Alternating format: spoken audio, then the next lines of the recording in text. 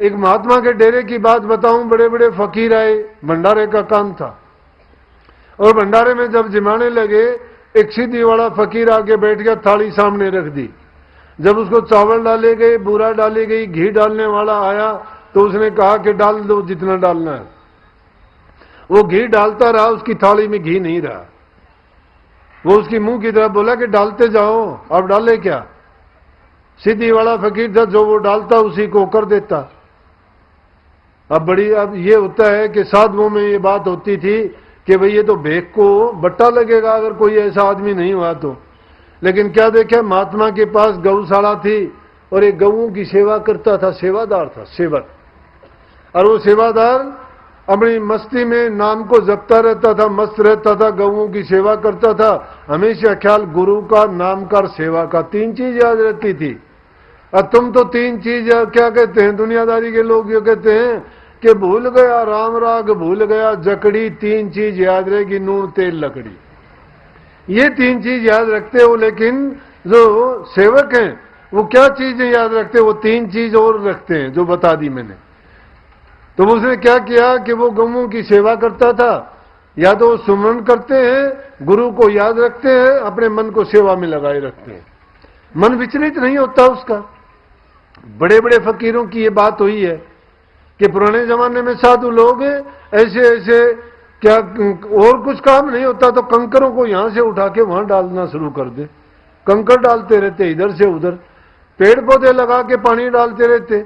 अभी की बात है, 5-7 साल पहले मैंने एक बुजुर्ग आदमी को देखा कि सड़क पर गड्ढे हो रहे थे, और वो कस्सी उसने उठा रखी, दूर दूर से मिट्टी ले और उस पर उठाए।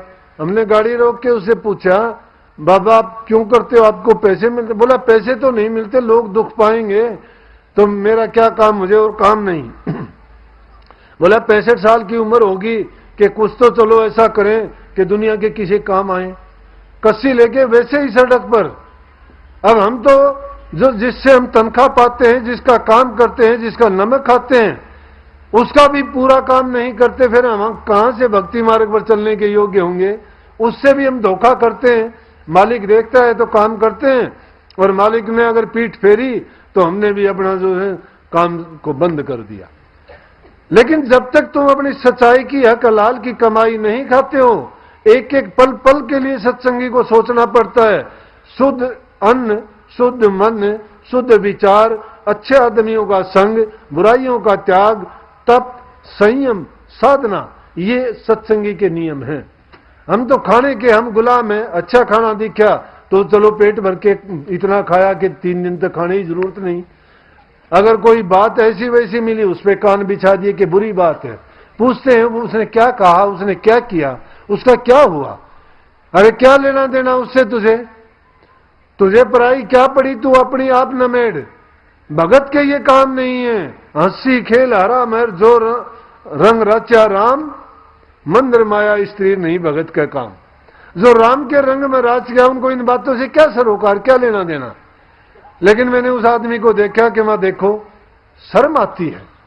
मैं तो खुद लज्जा महसूस करता हूं कि धन्य है ये ऐसे आदमी जो दूसरों की सेवा के लिए अपने आप को इतना लगाते हैं, जिसके बदले में कुछ नहीं चाहते। वो सेवा है, और वो सेवा नहीं भक्ति है। तो उस महात्मा ने क्या कहा, बोले कि भाई ये तो भेख की नाक कट जाएगी कि कोई भी ऐसा अपने आदमी नहीं है जिसमें कोई सिद्धि शक्ति हो, और ये महात्मा तो ऐसा करके अगर चला गया तो अच्छी नहीं। देखते ही देखते क्या कहा कि उसने भी सुन लिया। जब वो बात सुर चली, बोला भाई क्या बात है रे? बोला जी बात क्या है, एक महात्मा आया है, उसकी थाली में घी डालते जाते हैं, थाली में घी भरता ही नहीं। बोला कि कौन है वो? बोला मैं भी देखूं चल के। बोले हाँ। उन्हें गोबर के हाथ धो के और लेके घी का वो लोटे डालते थे या जग से, वो लेके ने उसके पास पहुंचा। पहुंचते उसमें दृष्टि डाली, थाली तो पहले ही भरी थी घी की। उसने जब दृष्टि डाली, थाली भरी हुई थी। बोला खत्म कर भाई महात्मा और डालो। उसने जब थाली की तरफ देखा और ऊपर उसकी तरफ देखा, बोला खत्म कर, देखता क्या है। हाथ जोड़ लिया और पांव पकड़ ली, क्योंकि उसकी भी ऐसी सिद्धि शक्ति उसको हासिल की कमाई थी, और उसको उसकी औकात दर्पण की तरह दिखा दी कि देख तेरा इतनी शक्ति है तेरे अंदर।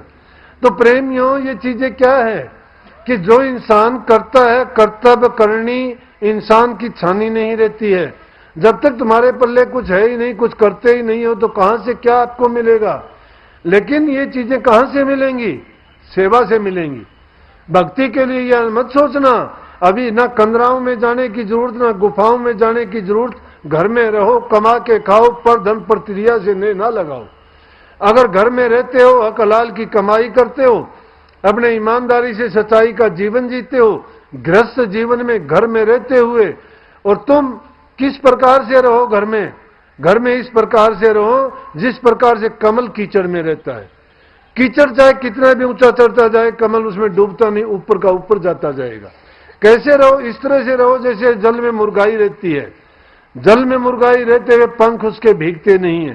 संसार के सारे काम करो, संसार के कामों में अपने आप को इतना ना लगाओ कि उस काम का रूप हो जाओ, काम में फंस जाओ, या काम के गुलाम बन के उस काम के लिए रात दिन ही अपना आपा सारा खत्म कर दो।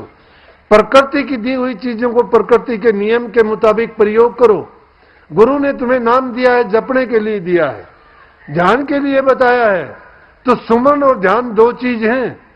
लेकिन भजन कब होगा? जब सुमन और ध्यान पक्के होंगे। सुमन किसका है? नाम का है। नाम का सिमरन पहली चीज है। सिमरन करते करते जब वो पक्का हो जाएगा, फिर हमें तो तीनों चीज एक ही साथ करनी है। नाम का सुमरण भी, भजन भी और ध्यान भी। सुमरण करना है नाम का जपना, ध्यान करना है गुरु का रूप का, और भजन करना शब्द का सुनना। ये तीन चीज कैसे हो सकती है? इनका ये एक तरीका है कि जब तुम तीनों बंद लगा के अंतर में जाओगे, तीसरे तिल पे अपनी दृष्टि को जमा के सारे संसार की तरफ से अपने मन को हटा के इंद्रियों के द्वार से मोड़ के अंदर में ले जाओगे, और जब अंदर में ले जाके एक बिंदु पर कायम करके सतगुरु के रूप पर, इसीलिए तो गुरु के रूप के ध्यान करना बताया कि गुरु का ध्यान कर प्यारे, बिना इसके नहीं छूटना। नाम के रंग में रंग जा, मिले तो धाम नहीं जपना।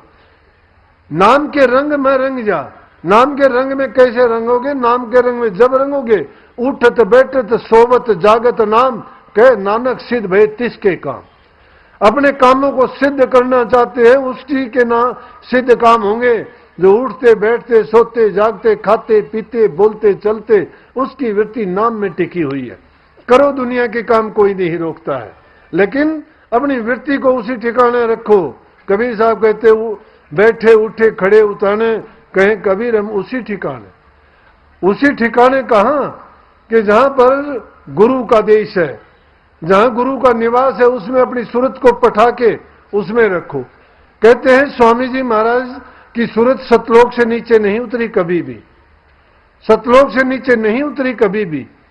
क्यों नहीं उतरी? कि उन्होंने इतनी रसाई प्राप्त की थी, कोशिश करने से भी नीचे नहीं आती थी। लेकिन जब सूरत देह में आती तो देह का बोध भान होता है, लेकिन उलट के जब ऊपर को चलोगे तो शब्द रूप हो जाती है ये।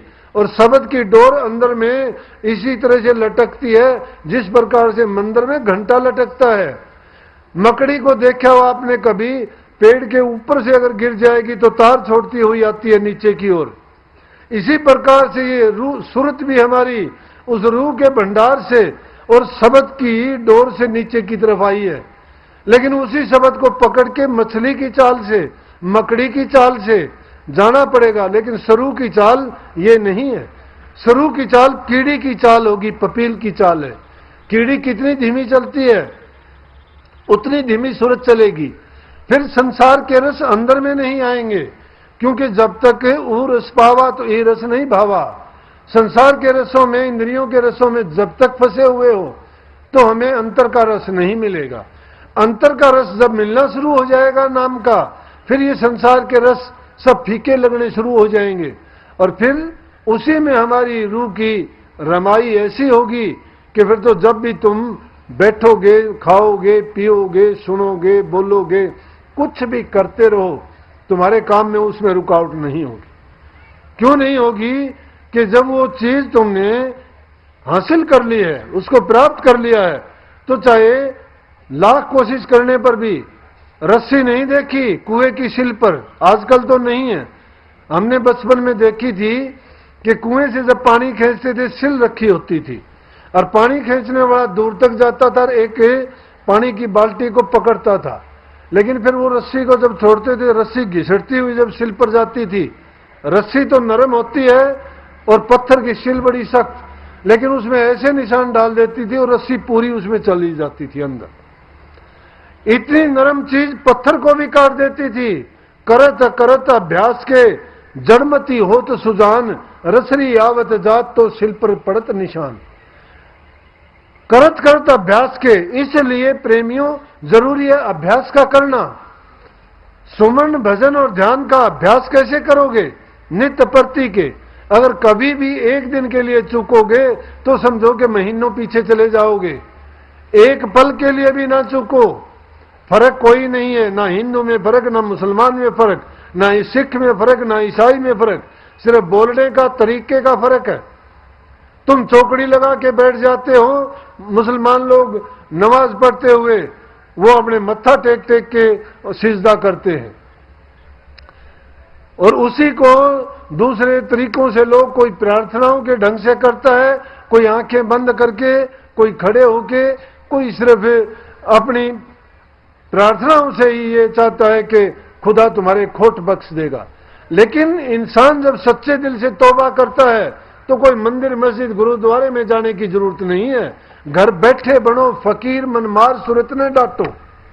जैसे तरीका बहुत आसान है। जल भरने को चली पनियारी, सिर पर घड़ा घड़े पर जारी, और हाथ छोड़ बतला में सारी, वह छलकन देना नीर, नीर को नहीं छलकने देती।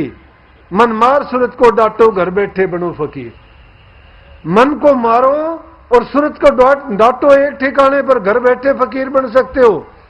लेकिन ये ना करो कि मगना हाथी जल में नहावे और बाहर लेकर के धूल उड़ावे।